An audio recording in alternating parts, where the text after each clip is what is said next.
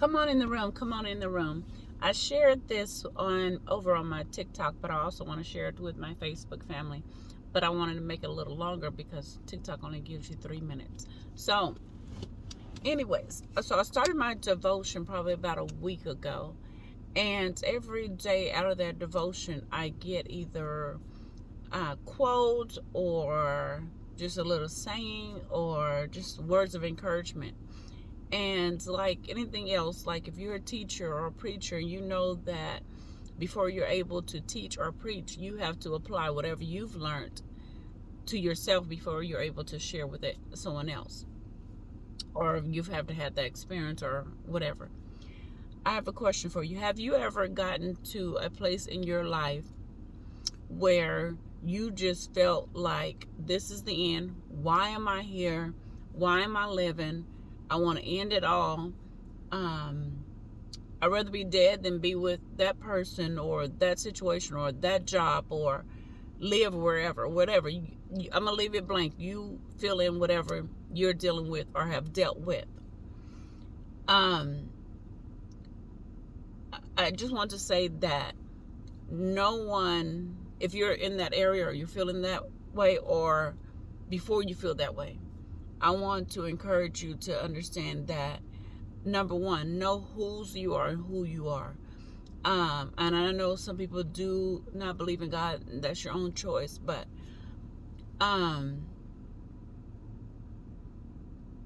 yeah. So I'm going to leave that alone. Know whose you are and who you are. I'm going to speak my truth. This is for me. And if it help you, it help you. Know who you are, whose you are. And yes, things get us off and get us this way and that way, and we lose focus of the real thing, the real truth. In that moment, when we're feeling like this is the end, we lose focus, of what's really going on.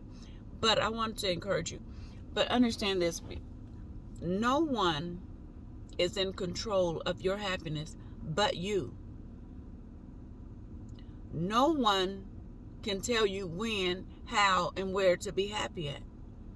Now, I do understand this. I think I heard Tyler Perry say that people are like limbs. I want you to put that in the back of your mind, that people are just like the tree limbs. Not the whole entire tree, just the limbs. And in seasons, they come and go. In situations, in jobs, all of that stuff is temporary. All of it is just temporary. And if you walked outside your yard and you looked at your tree, and I'm looking at a big tree right now, but outside my job, and you looked at the tree, and the tree is big, healthy, it's growing, but you notice 1, 2, 3, 4, whatever situations you're dealing with, however many, whatever it may be, of limbs in that tree, and some of them are like brown. You're not going to cut off the full tree, right? You're going to cut off the dead limbs. You're not going to uproot the whole tree. You're just going to get rid of the brown ones, right? The ones that are dead. In your life, you're going to have to make some hard sacrifices, some hard choices.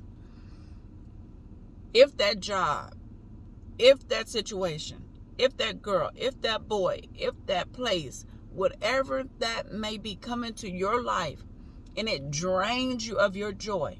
It can't steal your happiness, but it drains you to a point where you rather be dead than live in that situation, live with that person, be around that person, be at that job, whatever that situation is. If that bad heavily outweighed the good of your life, your happiness, it's time to cut off some limbs.